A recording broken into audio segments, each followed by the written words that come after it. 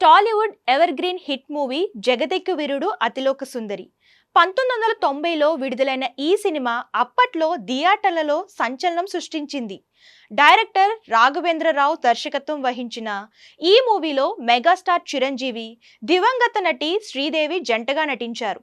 Socio fantasy డ్రామాగా వచ్చిన ఈ సినిమాను వైజయంతి మూవీస్ పతాకంపై నిర్మాత అశ్విని దత్ నిర్మించారు. అప్పట్లో ఈ సినిమా భారీ వసూళ్లు రాబట్టింది.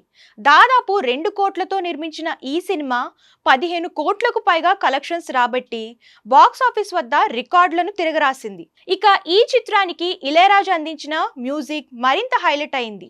ఇప్పటికీ జగదేక వీరుడు అతిలోక సుందరి సినిమా సాంగ్స్ యూట్యూబ్లో దూసుకుపోతున్నాయి. చిరు శ్రీదేవి జోడీకి కెమిస్ట్రీకి ఆడియన్స్ ఫిదా అయ్యారు.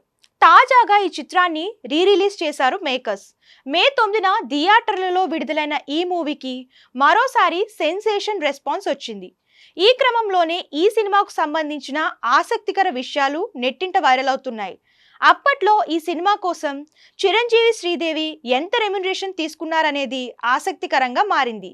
ఈ సినిమాకు అప్పట్లో చిరంజీవి 25 లక్షలు, శ్రీదేవి 20 లక్షలు పారితోషికంగా తీసుకున్నారట. ఈ సినిమా సమయానికే చిరు, శ్రీదేవి ఇద్దరు ఇండస్ట్రీలో టాప్ స్టార్స్. వీరిద్దరి కెమిస్ట్రీ, యాక్టింగ్ కు ఆడియన్స్ ఫిదా అయ్యారు. ఇదిలా ఉంటే ఈ చిత్రాన్ని 4K 3D ఫార్మెట్లలో రిలీజ్ చేశారు మేకర్స్.